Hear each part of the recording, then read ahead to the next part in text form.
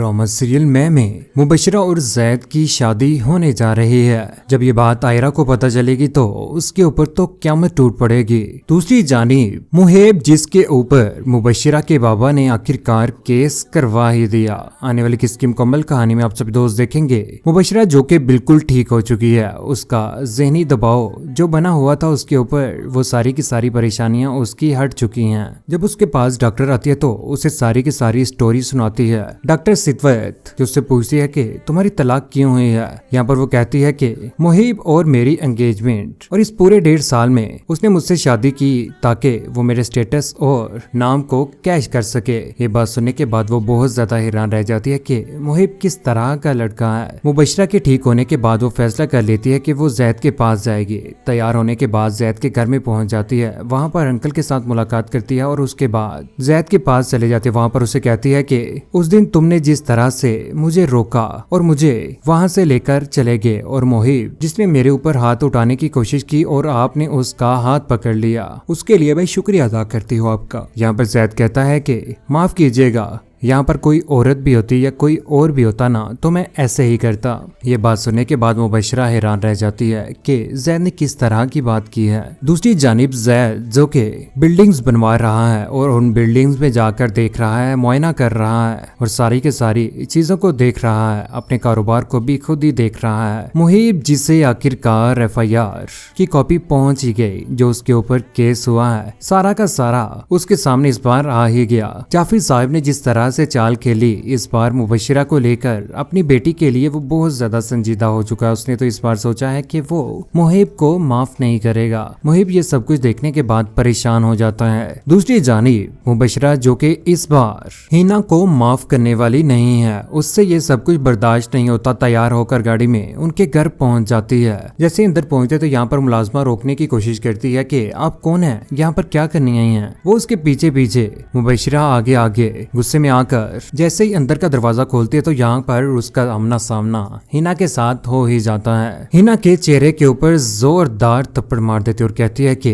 तुम्हारी जुर्रत कैसे हुई मेरे साथ मुकाबला करने की। यहाँ पर हिना जो कि शुरू से ही मुबशरा से डरती थी और उसके गुस्से से नफरत करती थी, परेशान हो जाती है। उसके मुंह के ऊपर जब थप्पड़ लगता है तो किसी किस्म की कोई भी आवाज उसकी नहीं निकलती। दूसरी जानिब घर में जब केस का पता चलता है मुबशरा को, तो वो खाने की टेबल के ऊपर रेयान के साथ अपने बाबा के साथ बैठी होती है। रेयान जो कि अपनी बहन के बिल्कुल खिलाफ है और असूलदार है, वो चाल खेलने वाला नहीं है। कहता है कि इतनी नफरत करूंगा कि मुबशरा जैसी करूंगा और उतनी ही शिद्दत से करूंगा। ये बात सुनने के बाद मुबशरा गुस्से में आकर वो पेपर्स रेयान के मुंह के ऊपर दे मारती है और वहां से खाना छोड़कर उठ के चले जाती है। ये सब कुछ होने के बाद उसके बाबा परेशान हो जाते हैं कि किस तरह की हरकतें कर रही है मुबशरा, और ये भी कहकर जाती है कि मुहिब के मामले में मैं ब्लैक हूँ और उसे मैं कभी भी माफ नहीं करूंगी। बेटा इस बार हमें जाफिर का सहारा बनना चाहिए। उसकी बेटी इतनी बुरी भी नहीं है, अच्छे खानदान से है, बेहतर होगा कि तुम उसके साथ शादी कर लो। लेकिन जैद जो कि आयरा के साथ मोहब्बत करता है और उसी के साथ शादी करना चाहता है, लेकिन इस बात की भनक अभी वो अपने बाबा को होने नहीं देता।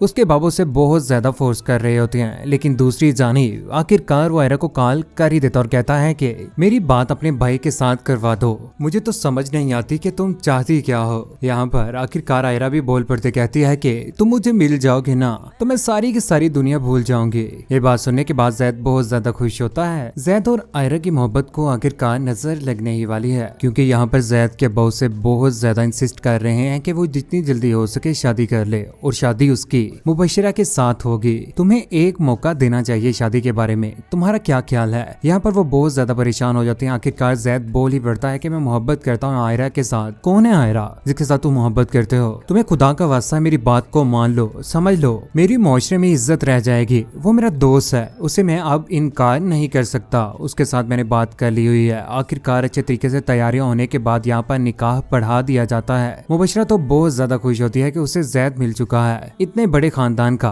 यहाँ पर जैसे उनकी शादी हो रही होती है तो ऊपर से आयरा आ जाती है। आयरा जिसे ये सब कुछ बर्दाश्त नहीं होता कि इतना बड़ा धोखा जैद ने उसके साथ किया है, उसकी मर्जी के खिलाफ जाकर मुबशिरा के साथ निकाह कर लिया है। यहाँ पर बहुत ज्यादा हंगामा होता है, लेकिन ये सब कुछ आखिरकार जैद मैनेज कर लेता और कहता है कि आयरा यहाँ से चली जाओ, मैं तुम्हारे साथ सेपरेट में बात करूंगा। लेकिन आयरा की जिंदगी आखिरकार परेशानी में मुबतला हो ही गई। दूसरी जानिब जैद भी कोई इस शादी से जरा भी खुश नहीं है। यहाँ पर शादी के कुछ ही दिन के बाद वो मुबशिरा के ऊपर टूट पड़ता, कहता है कि यहाँ पर अगर रहना है ना तो यहाँ की आदतें डाल लो, इसी में तुम्हारी बेहतरी है। जिस तरह से तुम्हारे तौर तरीके हैं ना ये जरा भी नहीं चलेंगे। लेकिन मुबशिरा भी उसके ऊपर टूट पड़ती, कहती है कि ये जो तुम्हारा इस तरह का एटीट्यूड है ना ये मेरे साथ नहीं चलेगा। जिस तरह से तुम कर रहे हो ना इस तरह से मैं तुम्हें कभी भी कबूल नहीं करूंगी। मैं कभी भी किसी के भी नीचे लगकर रहने वाली नहीं हूँ। उधर रात के वक्त जब मुबशिरा उसके कमरे में आ जाती है तो यहाँ पर जैद भी बोल पड़ता, कहता है कि ये यहाँ पर साथ में है एक गेस्ट रूम, वहां पर चली जाओ क्योंकि मैं अपना कमरा नहीं छोड़ सकता। बेहतर होगा कि आप इस कमरे से बाहर चले जाएं। लेकिन मुबशिरा जो इस बार बोल भी नहीं पा रही कि आखिर इस बार भी बोलेगी तो उसके हाथ से जैद चला जाएगा। लेकिन ये सारा का सारा माजरा देखकर वो अपने बाबा यानी कि अपने ससुर के पास पहुंच जाती है। आसिफ साहिब ये सब कुछ सुनने के बाद वो बहुत ज्यादा हैरान रह जाते हैं और कहते हैं कि मैं जैद को बेटा समझाऊंगा, तुम्हें परेशान होने की जरा भी जरूरत नहीं है। तुम मेरे दोस्त की बेटी हो और मैं कभी भी नहीं चाहूंगा कि तुम्हें किसी किस्म की कोई भी परेशानी हो। बाबाजान आयरा के साथ मोहब्बत करता है, वो उसी के ख्यालों में है, उसके साथ बात भी करता है और उसके साथ मुलाकात करने के लिए भी जाता है। ये बात सुनने के बाद यहाँ पर आसिफ साहिब जो के बहुत ज्यादा गुस्से में आ जाते हैं और कहते हैं कि बेटा तुम परेशान मत हो, मैं उसके बारे में कोई ना कोई सू लगाता हूँ और उसको इसकी जिंदगी से निकाल देता हूँ। यहाँ पर मुबशिरा एक नया प्लान सोच लेती है, अपने बाबा के पास बैठी हुई कहती है कि अगर किसी को उसकी जिंदगी से निकालना है तो उसकी जिंदगी में शामिल करना जरूरी है।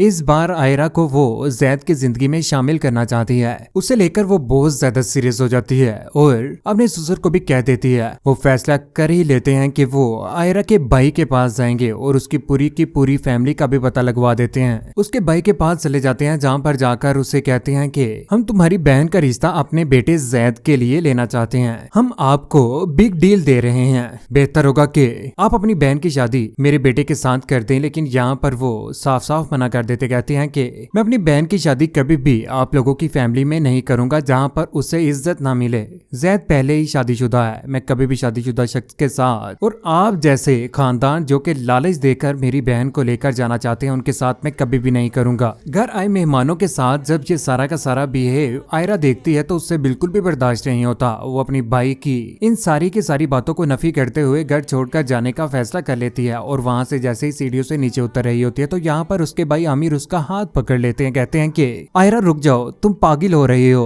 तुम्हें ऐसे नहीं करना चाहिए, अपने भाई के साथ तुम कर रही हो, जहाँ पर तुम जाना चाहती हो ना देख लेना तुम्हारे साथ बहुत ज्यादा गलत होगा। लेकिन दूसरी जानिब आसिफ साहिब जो कि आमिर और उसकी पूरी की पूरी फैमिली के बर्बाद करने की कोशिश कर रहे हैं, यहाँ पर उनकी गाड़ी को भी तोड़ दिया जाता है गुंडे भेजकर। घर में भी सारे के सारे मामला बहुत ज्यादा खराब हो चुके हैं। यहाँ पर मुबशिरा जो कि आसिफ साहिब के साथ बहुत ज्यादा जुड़ चुकी है और ये सारे के सारे मामले होने के बाद आसिफ साहिब जैद के साथ बिल्कुल भी अच्छा बिहेव नहीं कर रहे। उधर आयरा जो कि पहुंच चुकी है आसिफ साहिब के पास, यहाँ पर मुबशिरा भी मौजूद होती है, कहती है कि आप क्या कर रहे हैं, क्या चाहते हैं आप, क्यों मुझसे जैद छीनना चाह रहे हैं, इसको उसकी जिंदगी में शामिल करके क्यों उसे बर्बाद कर रहे हैं। वो जरा भी खुश नहीं है, वो मेरे साथ जिंदगी गुजारना चाहता है। लेकिन यहाँ पर आयरा का आना एसके से बिल्कुल भी बर्दाश्त नहीं होता। मुबशिरा का भाई आखिरकार टूट पड़ता है आयरा के ऊपर भी अच्छी खासी धुलाई करता है, लेकिन ये सारी की सारी बातें जैद से बिल्कुल भी बर्दाश्त नहीं होती। ये सब होने के बाद यहाँ से आयरा जैसे ही बाहर निकलती तो उसके पीछे आसिफ साहिब गुंडे भेज देते हैं। अकेली लड़की देखकर वो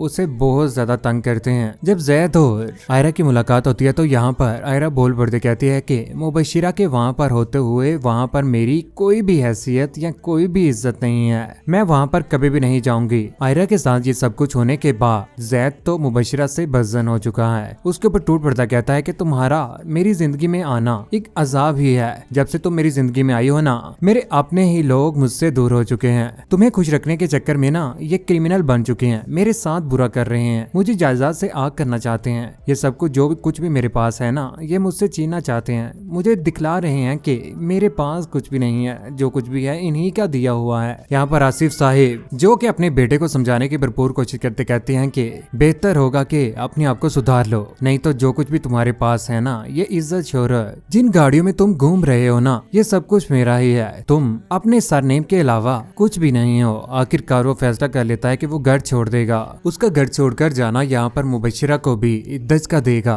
जब वो घर छोड़कर चला जाता है तो वो बाहर रात गुजारता है और सुबह के वक्त वाटर कूलर के साथ ही मुंह वॉश करता है। लेकिन अपनी अना में, अपनी मैं में आकर आखिरकार जैद ने अपना घर तो छोड़ दिया, लेकिन उसके घर छोड़ने के बाद यहाँ पर मुबशिरा के पास भी कुछ भी नहीं रहता। कहते हैं ना, इंसान जब अपनी अना और मैं में आ जाता है तो वो अपना सब कुछ बर्बाद कर देता है। लेकिन ये सब कुछ होने के बाद जैद की बहन उसके बाबा को भरपूर फोर्स करेगी कि जैद भाई को जैसे तैसे भी करके घर वापस ले आए, ऐसा ना करें। किसी की बेटी की वजह से अपने बेटे को घर से बाहर निकालना ये बिल्कुल नाजायज है। हिना अपनी सास का बिल्कुल अच्छे तरीके से ख्याल रख रही है। हकीकी जिंदगी में भी इंसान कुछ औरतों में जो जुबानदराज और अना और मैं रखने वाली हैं, उनमें पड़ जाए तो वो अपनी जिंदगी बर्बाद कर ही लेता है। अभी जिंदगी में उसी इंसान का चुनाव करें जो चेहरे के साथ साथ अंदर का भी खूबसूरत हो। मुबशिरा की तो जिंदगी आखिरकार तबाह हो ही गई है। कौन कौन खुश है कि मुहेब अपनी जिंदगी में हिना के साथ खुश है और यहाँ पर मुबशिरा